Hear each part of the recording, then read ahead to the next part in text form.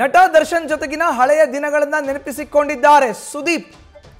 ದರ್ಶನ್ ತನ್ನ ಫಾರ್ಮ್ ಹೌಸ್ನಲ್ಲಿ ಕುದುರೆಯನ್ನು ಹತ್ತಿಸಿದ್ದ ಅನ್ನೋ ಒಂದು ಹಳೆಯ ದಿನಗಳನ್ನು ದರ್ಶನ್ ಸುದೀಪ್ ಒಟ್ಟಿಗೆ ಇದ್ರಲ್ಲ, ಅವರಿಬ್ಬರ ಮಧ್ಯೆ ದೋಸ್ತಿ ಇತ್ತಲ್ಲ, ಆ ಸಂದರ್ಭದ ದಿನಗಳನ್ನು ಈಗ ಮೆಲ್ಕು ಹಾಕೊಂಡಿದ್ದಾರೆ.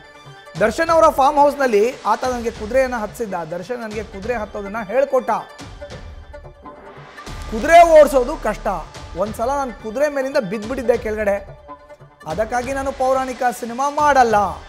ಪತ್ರಿಕಾಗೋಷ್ಠಿಯನ್ನು ನಡೆಸಿದ್ರು ಸುದೀಪ್.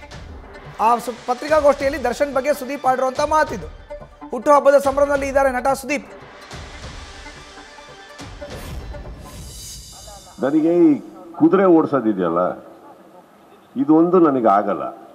ಯಾಕಂದರೆ ಒಂದು ಎಕ್ಸ್ಪೀರಿಯನ್ಸ್ ಆಗಿ ನನಗೆ ನಾನು ಯಾವುದೋ ಒಂದು ಈ ಥರ ಪಾತ್ರ ಬಂದು ತುಂಬ ಪ್ರಾಕ್ಟೀಸ್ ಮಾಡೋಕ್ಕೆ ಹೋಗಿದ್ದು. ಅಂದರೆ ಆ ಟೈಮಲ್ಲಿ ಹೇಳಿದರು, ಹೀರೋ ಅಂದರೆ ಫೈಟ್ ಕಲಿಬೇಕು, ಕುದುರೆ ಓಡೋದು ಕಲಿಸ್ಬೇಕು, ಏನೇನೋ ಹೇಳಿದರು.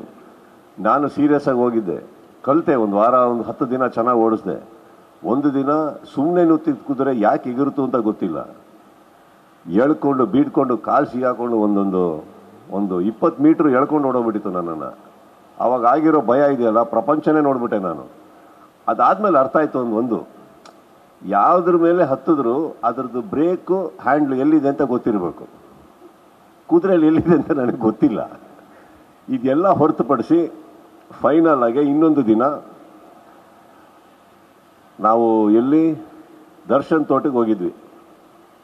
ಅಲ್ಲಿಗೆ ಹೋದಾಗ ಹತ್ತು ಅಂತ ತುಂಬ ಫೋರ್ಸ್ ಮಾಡ್ದ. ನೀನು ತೀಪರ್ಲಾಗ ಹೊಡೆದು ನೀನು ಬೇಡ, ನೀನು ಕುದುರೆ ಸಾವಾಸನೂ ಬೇಡ ಅಂತ ಹೇಳಿದ್ದೆ. ಆದರೂ ಕುದುರೆ ಹತ್ತಿಸಿದ್ರು. ನಾನು ಮೆತ್ತಿಗೆ ಯಾರು ಹಿಡ್ಕೊಳ್ರಪ್ಪ ನೀವು ಅಂದ್ಬಿಟ್ಟು ಮೆತ್ತಿಗೆ ಹೇಳಿ ಹೋಗ್ತಾ ಇದ್ದೆ. ಅವು ಟಕ ಟಕ ಟಕ ಟಕ ಟಕ ಟಕ ಹೋಗ್ತಾ ಇದ್ದ. ಹೋಗ್ತಾ ಸಾಯ್ಡಲ್ಲಿ ಬಿಚ್ಕೊಬೋದು, ಧಡ್ ಅಂತ ಬಿದ್ದ. ಅದು ನೋಡಿದ ತಕ್ಷಣ ನಿಲ್ಸಪ್ಪ ಫಸ್ಟು ಅಂದೆ ನಾನು. ಅವತ್ತು ಇಳಿದವನು ಇನ್ನೂ ಕುದುರೆ ಹತ್ತಿಲ್ಲ ಮಾರ. ಈ ಪೌರಾಣಿಕ ಮಾಡಿದ್ರೆ ಫಸ್ಟು ನಮಗೆ ಯುದ್ಧಕ್ಕೆ ಬಿಡ್ತೀರಾ, ಆ ಕುದುರೆ ಮೇಲೆ ಕಿರ್ಚ್ಕೊಂಡು ಬರಬೇಕು. ಯಾಕೆ ಬೇಕು? ಈಗ ಮಾಡ್ತಾರ ಸಿನಿಮಾ ಥರ ಮಾಡಿದ್ರೆ ಬೈಕಲ್ಲಿ ಬರ್ತೀನಿ, ಬೇಗ ಮುಗಿಸ್ತೀನಿ, ಬೇಗ ಮನೆಗೆ ಹೋಗ್ತೀನಿ, ಬೇಗ ಪಿಕ್ಚರ್ ರಿಲೀಸ್ ಆಗಿ. ಇದು ನಟ ಸುದೀಪ್ ಅವರ ಮಾತು. ಹಳೆ ದಿನಗಳನ್ನು ನೆನಪು ಹಾಕೊಂಡಿದ್ದಾರೆ, ಮೆಲ್ಕು ಹಾಕಿದ್ದಾರೆ.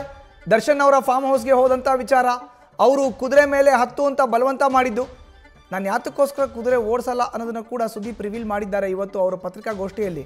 ಹುಟ್ಟುಹಬ್ಬದ ಸಂದರ್ಭದಲ್ಲಿ ನಡೆದಿರುವಂಥ ಪತ್ರಿಕಾಗೋಷ್ಠಿ ಇದು. ದರ್ಶನ್ ಅವರ ಫಾರ್ಮ್ ಹೌಸ್ಗೆ ಹೋದಾಗ ಕುದುರೆಯನ್ನು ಹತ್ತು ಅಂತ ಹೇಳ್ದ.